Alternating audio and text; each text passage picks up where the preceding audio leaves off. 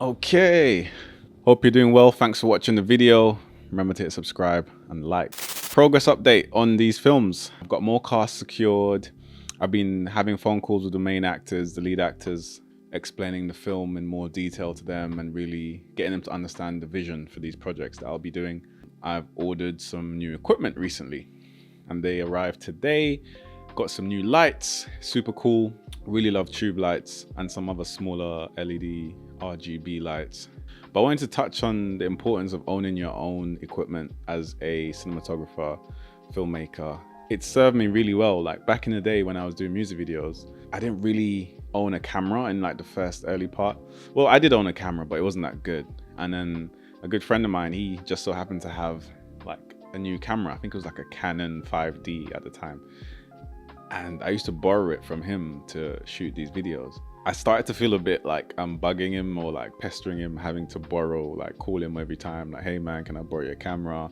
But he was really cool, like he allowed me to use it. Over time, I invested in my own equipment. I said to myself, I need to own my own equipment. I bought cameras, I bought lenses, I bought lighting equipment, I bought other gadgets, gimbals. And it got to the stage where I didn't need anything from anyone, basically. So I was like fully independent. So I could get up tomorrow and go make a film without having to, you know, ask anyone for permission, basically. I just wanted to touch on that, and that's just a little gem. It sounds obvious, right? But at the time, it wasn't that obvious for some reason. Like no one was really owning their own stuff.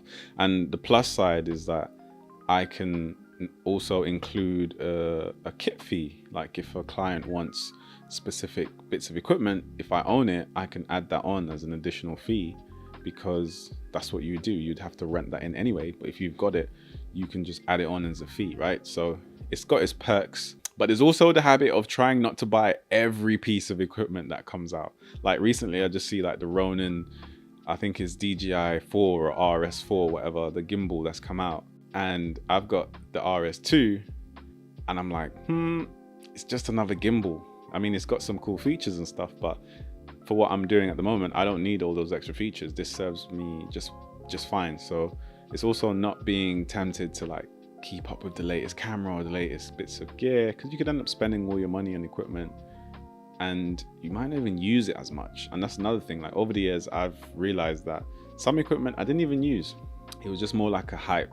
Yeah, that's my video for the day. I'm trying to make a video a week, even if it's just super simple. But yeah, thanks for tuning in. I'll see you in the next video.